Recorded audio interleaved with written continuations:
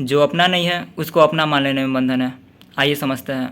ओशो एक किस्सा सुनाते हैं। सूफी फकीर हुआ हफीज, महाकवि भी हुआ। उसने एक गीत लिखा। गीत ऐसा लगता है अपने प्रेयसी के लिए लिखा है। गीत में उसने कहा है कि तेरी थोड़ी पर जो तिल का निशान है उसके लिए मन होता है कि बुखारा दे दूँ कि समरकंद। समरकंद और बुखारा का मालिक उस समय था तैमूर लंग। वह बहुत नाराज हो गया जब उसके कान में यह गीत पड़ा कि यह कौन है, मालिक मैं हूँ, यह देने वाला कौन है। उसने हफीज को पकड़वा बुलाया। उसने कहा कि हद हो गई।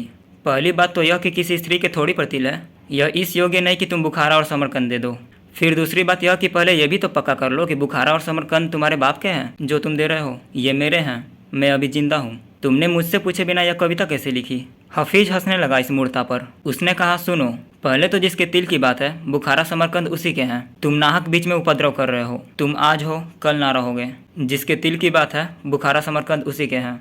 वह तो परमात्मा की बात कर रहा है। सूफी फकीर परमात्मा को प्रेयसी के रूप में बात करते हैं। और फिर दूसरी बात, उसी की चीज़ उसी को लौटा देने में क्या लगता है। ना बुखारा समरकंद तुम्हारे हैं न मेरे, वह मुझे भी पता है, मगर जिसके हैं उसी को मैं लौटा रहा हूँ। तुम बाधा डाल रहे हो, देखो पीछे पछताओगे। और हफीज ने कहा सुनो, मैं गरीब आदमी हूँ लेकिन मेरा दिल तो देखो, कुछ मेरे पास नहीं, बुखारा समरकंद दे दिए, तुम्हारे पास सब है, अपनी कृपणता तो देखो। हफीज की ऐसी बात सुनकर कहते हैं तैमूर लंग भी हंसने लगा। अन्यथा वो हंसने वाला आदमी ना था। जो अपना नहीं है उसको अपना मान लेने में बंधन है, और जो अपना नहीं है उसको अपना मान लेने में न केवल बंधन है बल्कि दूसरे से प्रतिस्पर्धा है, संघर्ष है। सारे जगत की कला यही तो है कि यहाँ सभी ने चीज़ों को अपना मान रखा है जो उनकी नहीं है।